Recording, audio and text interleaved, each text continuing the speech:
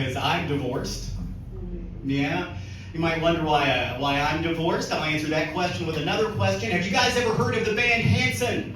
A couple of you have. If you haven't heard of the band Hanson, good for you.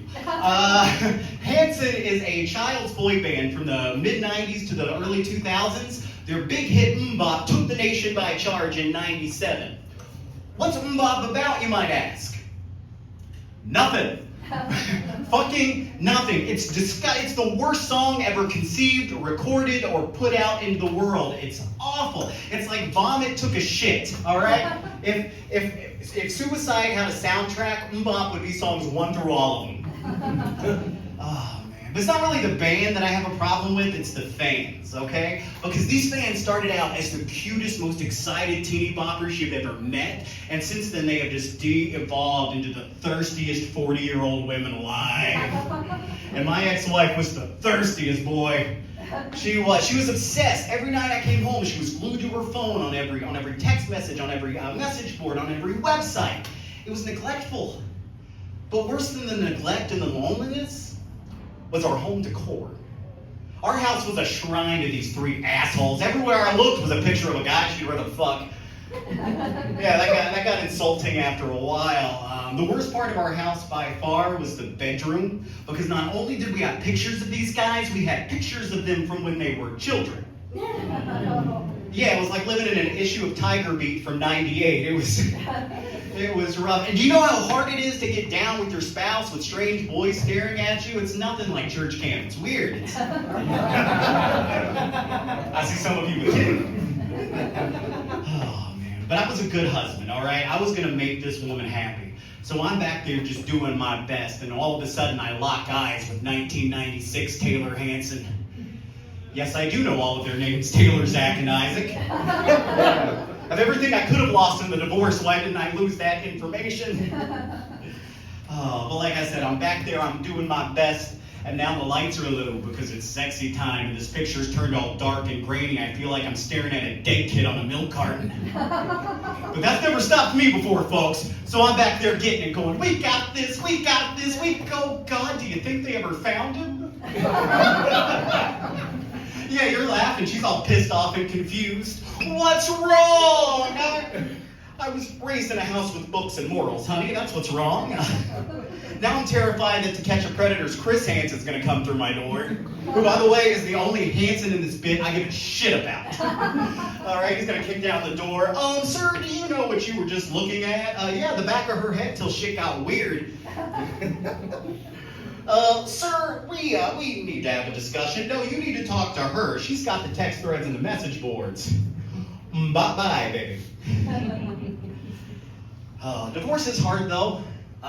It's hard for everybody. I think it was especially hard for us because we were high school sweethearts. Yeah. We had our prom pictures next to the wedding photos. Like, it was deep, man. It was rough. Funny story about us. It was September 11th, 2001.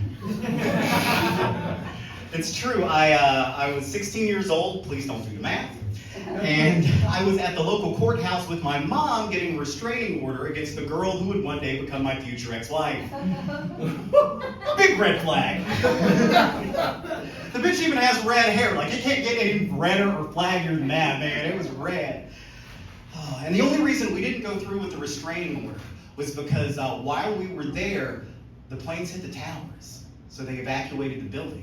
They evacuated most government buildings that day. I always think, had we gotten a restraining order, she and I would have never met, reconnected years later. We would have never fallen in love. We would have never gotten married. 9/11 made my marriage possible. But considering we're divorced, I guess Al-Qaeda won.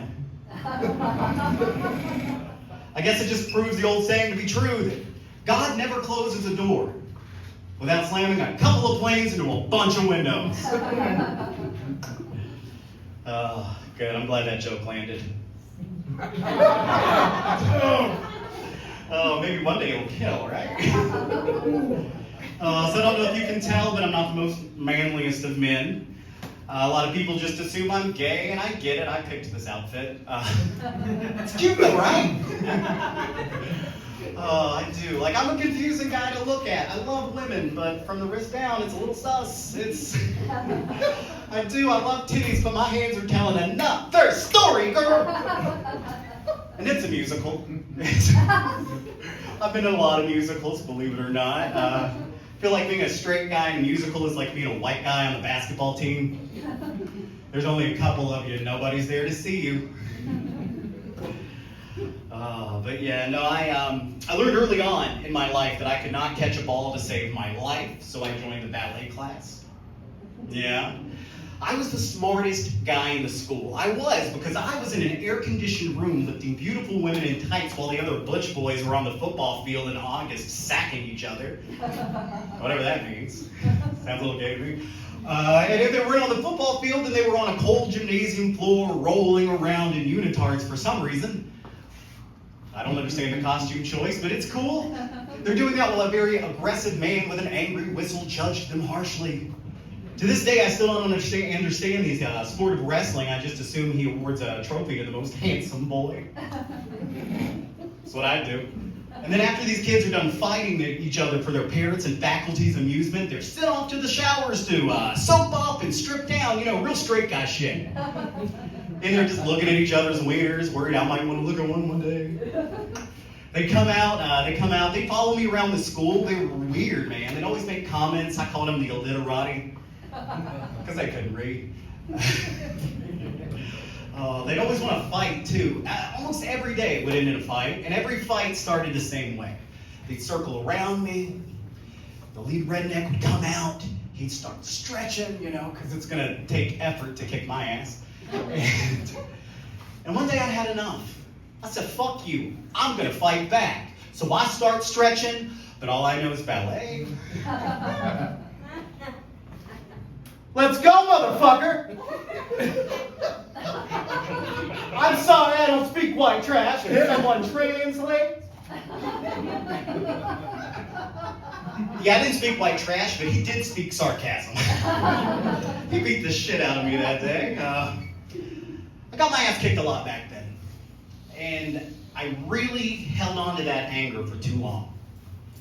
I did. I held on to it for years. And I've been able to let go of it lately because I found out that in the recent past, or currently, those guys are sucking dick in jail to survive. Karma's a bitch, right? Who's game now, Roger? I can't hear you with your mouth full. I see you holding that big man's pocket. In all honesty, though, I'm just glad he found